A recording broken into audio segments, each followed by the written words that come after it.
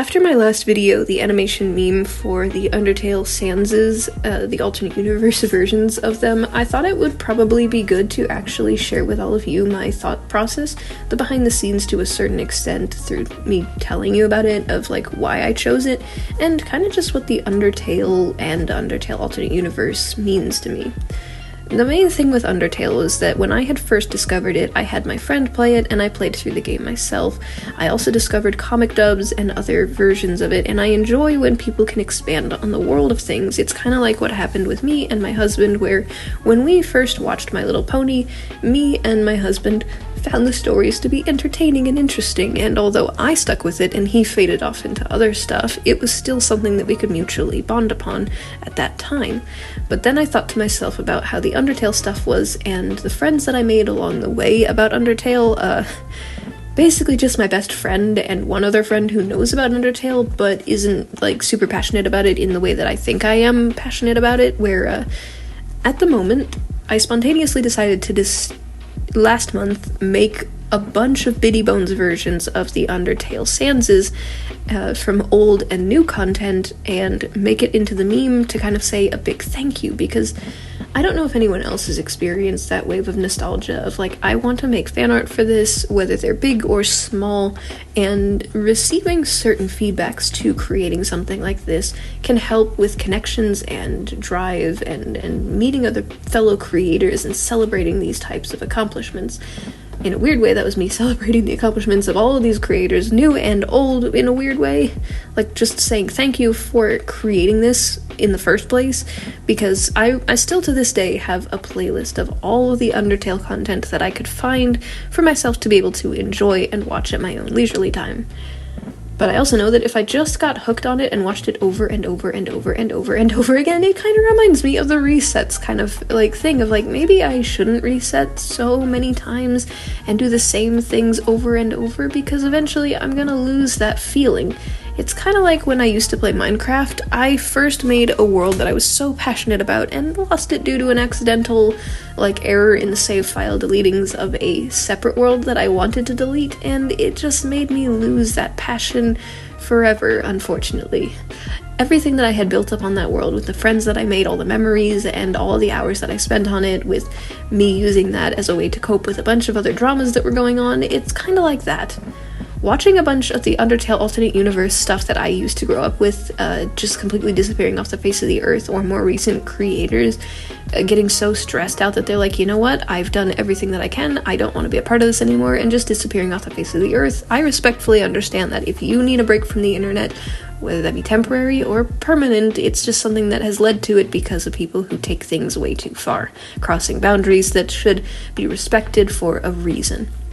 I myself don't ever want to stop creating what I do. There are some creators who just straight up will block their entire notifications and comment sections and just carry on no matter what, and that drive of it is what I aim for with my stuff, where I want to make what I want to make, and if there is something that I don't enjoy, I'm gonna keep it as an archived thing, but I'm not gonna tuck it away into an unlisted thing unless it's something that I feel really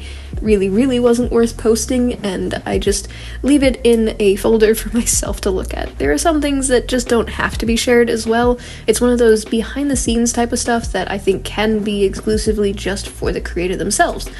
And I learned this when I was researching some of these alternate universes and their origins. There are some things that I came into the fandom too late and only just discovered that the creators themselves either just completely destroyed their stuff and only fragments exist. One such example is Parable and Exemplum Ink and ARZ Sans, and their art style was phenomenal, but I don't know anything about it, and I don't know if there was drama behind it or not. It's just I don't know the details to it, so I can't say one way or the other for it. It could be an art versus artist type of problematic situation, or none at all, and the creator just kind of got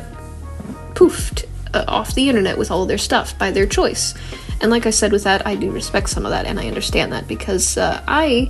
I didn't know what happened with the Underswap stuff, because I just was like, oh, Swap Sans seems so cool. And then I kept seeing Blueberry and all of these other kind of mini comics with it, and I'm like, what's a Blueberry? Who's a Blueberry? Me thinking it was two completely separate ones because different timeline diversions, realized that people kind of just took them into a completely sour direction and misinterpreted the character to such a degree that the creator was just like, I can't deal with this, and abandoned it completely. Didn't even pass on the rights or ownerships or anything like that out of their own thing. And I respect that. I can understand that. Like, I wouldn't want to hand Impact Sans over to somebody else if they didn't understand what I was trying to aim for, but I also don't want that to be the case over time. I want to actually produce what I'm doing and make it roughly as clear as I can to convey through my artwork to other people, and if some people take that and do weird stuff with it, I will just keep it to the furthest corners and pits and restrictions, because I will have a backbone about some of those things and won't have any tolerance for any of those types of shenanigans. But I also know that the internet will be the internet, and a very particular rule number, I'm not going to say it, exists, and stuff like that is just inevitable to happen to some characters if people really, really, really like it. But of the much lighter side of things, there are so many things that can come out of it in such passionate fan works. One such thing is me creating this video in the first place.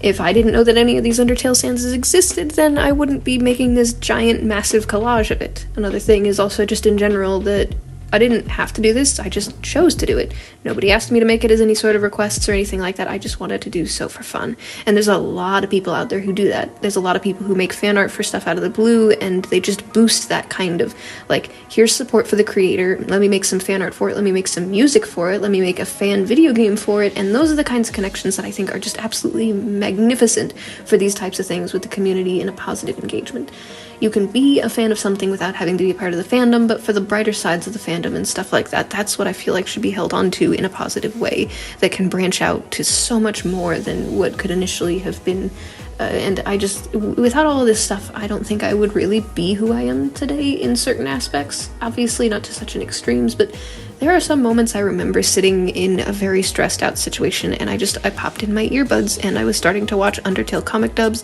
listening to Undertale music, and just, it made me feel so much better. Even to this day, I have a playlist that I look to and listen to when I really need that boost in serotonin and other things, because sometimes some of these, like, characters, the voices, or even just the art alone just makes me feel all whimsical again, and a sort of escapism without going too far. There are some ways that I know that I had to ground myself, that I can't just escape into this all the time, but it's just a nice break from things if things become too stressful.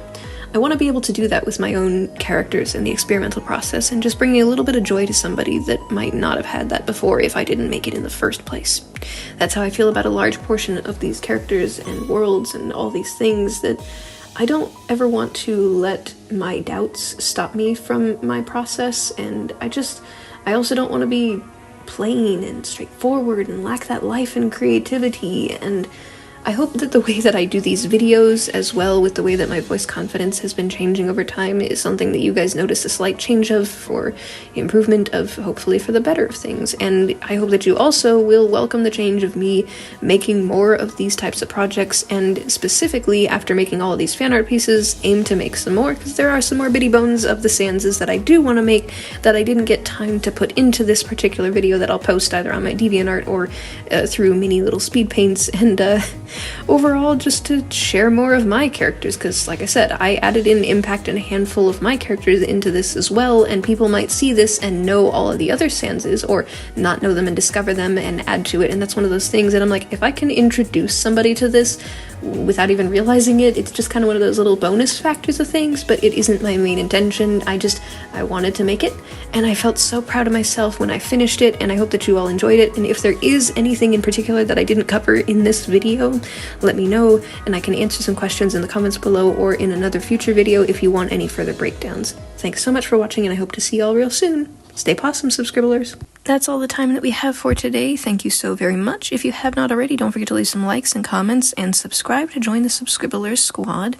In the meantime, don't forget to check out some of my playlists, and if you would like any fan artwork featured at the end of the video in the subscribblers gallery, tag me in it. I would love to see what you guys make. And if you'd like to support my works and see more, check out my card link below, especially for the patron exclusive rewards. £2 a month, the Fennec Fox tier gets you access to secret sketches and artwork early. The Arctic Foxes, for £5 a month, you get exclusive access to videos and webtoons pages early, and the Red Foxes have the opportunity to be featured as a background character or a commission instead, and your name read out at the end of the videos just like this. Thank you so much to Frankie Jr. 13. Stay possum, subscribblers, and I'll see you real soon.